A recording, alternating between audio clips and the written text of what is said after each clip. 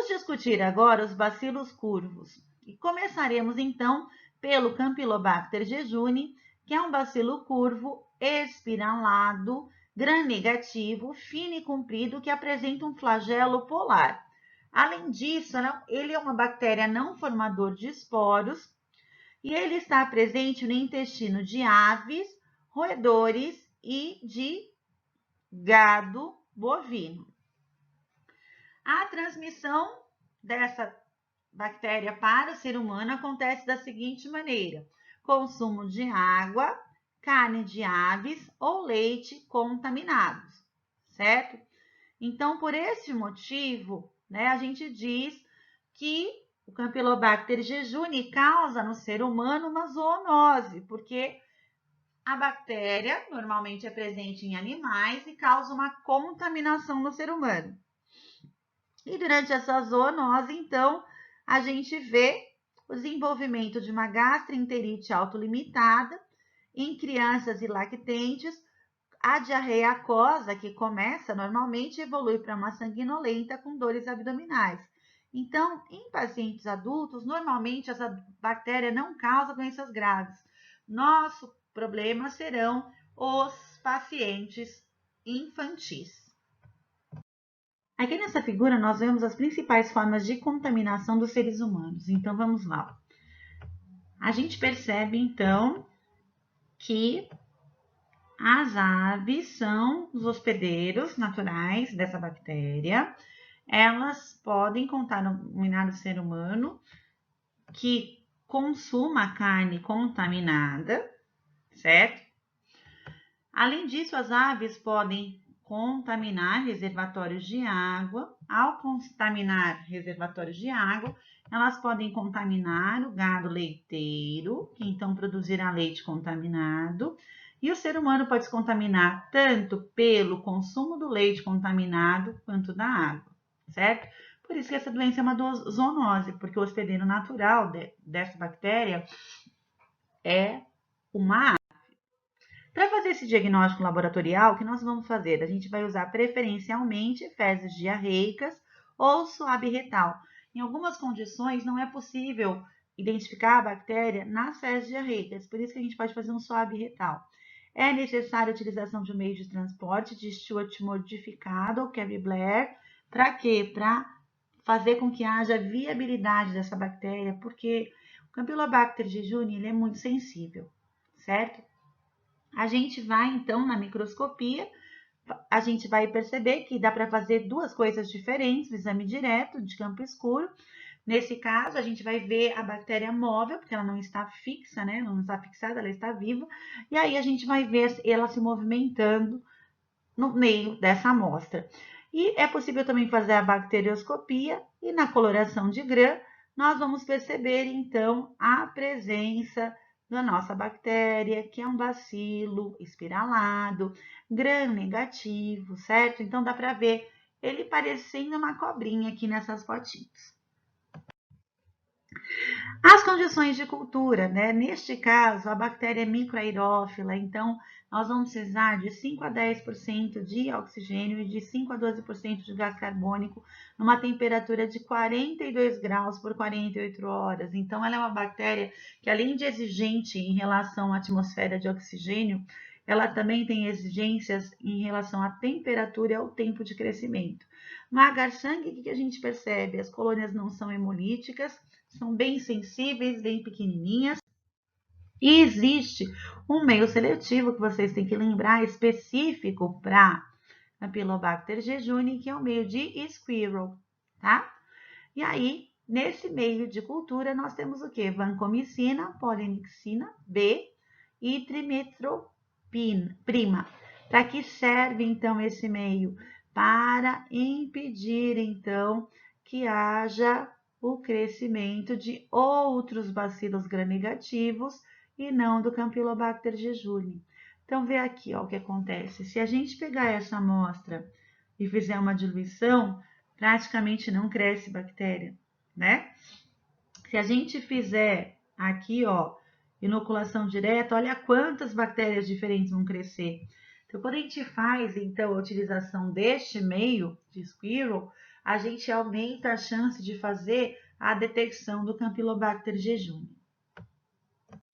Para poder diferenciar o Campylobacter jejuni, que é um bacilo gram-negativo, dos outros bacilos gram-negativos que podem estar presentes em amostras de fezes, o que nós vamos fazer? Vamos ver a capacidade de fermentação, tá? Campylobacter jejuni não consegue fazer fermentação de nenhum açúcar e para fazer o antibiograma a gente vai perceber que ele é sensível a ácido nalidíxico e resistente à cefalotina. É assim que a gente vai utilizar, a gente também usa melhor, né? Essa característica para fazer a identificação. Temos também o Campylobacter fetus, tá? Ele causa uma gastroenterite seguida de sepse, então é uma doença um pouco mais grave, tá? E para fazer o diagnóstico laboratorial, ele tem as mesmas características do Campylobacter jejuni, exceto a sensibilidade a antibióticos. Nós já vimos isso em outros casos, vocês lembram? Então, o que acontece? Ele é sensível à cefalotina e resistente a ácido nalidíxico. Exatamente o contrário do que acontece com o Campylobacter jejuni. A gente vê aqui, então, as outras principais diferenças entre eles. E aí, a gente vai fazer o quê? A gente vai fazer o que a gente sempre combina, né? Que é marcar o que é diferente, porque o que é igual eu não preciso saber. Então, a gente vai perceber o seguinte aqui, ó. Crescimento a 25 graus. O Campylobacter fetus consegue, certo? O jejuni não. Então, isso diferencia o Campylobacter fetus do jejuni. Então, a gente vai marcar. Crescimento a 42 graus. Quem é que faz isso? Só o jejuni, certo? Vocês vão lembrar desta característica como uma característica importante para ajudar a diferenciar os dois, além da sensibilidade à cefalotina e ácido nalidíxico. Agora nós começaremos a falar de outros bacilos gram-negativos curvos, tá? Agora nós vamos falar dos vibriões. Vamos começar com o vibrio cólera. Como características principais, essa bactéria, além do fato de ser um bacilo gram-negativo curvo, tá? Com flagelo polar, ele apresenta antígenos H flagelares termoláveis e enterotoxina termoláveis. Por que isso é importante? Porque essas características são utilizadas para identificação das cepas, porque existem cepas toxigênicas, que produzem a enterotoxina, e cepas não toxigênicas, certo? Então, a gente vai fazer a diferenciação através dessas características. Então, as manifestações clínicas, a gente vê a cólera aparecendo, que é uma doença em que, após de 1 a 4 dias de incubação, começa a aparecer náusea, vômito, diarreia profusa, com cólica abdominal e fezes de água de arroz. O que significa isso? Chega uma hora que esse paciente perdeu tanto líquido que ele não tem mais fezes constituídas, nem pastosas, nem líquidas. Ele está expelindo via anal, né, excretando apenas água esbranquiçada. Por que está esbranquiçada, né? Porque a gente está vendo pedaços de enterócitos ali. Essa perda de líquido é tão intensa e de eletrólitos que esse paciente vai entrar num processo de desidratação tão severa que ele vai ter colapso circulatório e anúria. O que é isso? Ele não consegue mais urinar. Todo o líquido que ele está perdendo e que ele perde, que ele excreta, é sempre por via anal. A mortalidade da cólera é entre 25% e 50%, tá? E por que isso acontece? Porque o paciente entra em choque circulatório ou choque hipovolêmico, porque devido a essa grande perda de líquido. Em alguns casos, é raro acontecer, tá? Mas se o paciente for imunocomprometido, né, imunocompetente e estiver com a saúde boa, ele pode ter uma recuperação espontânea, mas isso não é comum de acontecer. Aqui a gente vê um atlas mostrando onde no mundo, entre 2010 e 2014, né, tiveram áreas com surtos de cólera. E a gente vê aqui que o nosso Brasil, que está aqui nesta região, certo? Não apresentou surtos de cólera neste período. Mas nós percebemos que países muito parecidos com nós, ó, são países quentes, né? Que a gente também vê, ó, com pouco saneamento básico. Olha que linda, a gente vê a Índia aqui, ó, certo? Vietnã, um lado. Esses países que têm o mesmo clima que nosso têm problemas sérios com essa bactéria. Não é que ela não exista aqui, é que a gente não teve um surto que foi identificado, certo? Para fazer o diagnóstico laboratorial, a gente vai usar sempre amostras de fezes e na bacterioscopia faremos a coloração de grã e vamos ver lá. Bacilo, grã negativo, curvo, pequenininho, nem dá para ver direito. Para fazer a cultura, né? Nesse caso, ele cresce preferencialmente num agar sangue com pH próximo de 9 a 37 graus Celsius. A gente vai ver colônias convexas, lisas e redondas, opacas e granulares à luz transmitida. O que significa isso? Se eu colocar contra uma fonte de luz, eu vou ver que elas possuem grânulos, tá? E elas são beta-hemolíticas. Olha que bonitinho aqui, ó, a colônia ficando amarelada no agar-sangue, certo? No agar-macon, o que a gente vê, ó? Ele vai crescer, claro que vai, ele é gram-negativo, certo? Só que ele não fermenta a lactose, como que eu sei, a colônia não é rosa. Quando eu vejo esse agar, TCBS, que é tiosulfato citrato bilissacarose, esse agar é importante, que é um meio seletivo para fazer a identificação rápida do Vibrio cholera, tá? E a identificação, inclusive, das espécies. Ele é utilizado tanto para fezes como para alimentos, se eu precisar descobrir se um alimento está contaminado. Aí a gente vê qual é a principal diferença, ó. Eu vejo aqui o Vibrio cholera, nesse HTCBS, que vocês têm que lembrar. E eu vejo aqui um outro Vibrio, parahemolíticos, no mesmo meio. Qual é a principal diferença? Vejam, o Vibrio cholera gera colônias amareladas, tá? Enquanto o Vibrio parahemolíticos não faz essas colônias amareladas. Essa é a principal diferença que eles vão apresentar no agar TCBS. Tudo bem? Isso é muito interessante para a gente, porque isso permite que a gente faça né, ele é um meio seletivo e ao mesmo tempo ele é um meio diferencial, porque ele permite a diferenciação do Vibrio cholera dos outros agars, dos outros víbrios que existem, certo? Isso aí vai acontecer basicamente porque, né?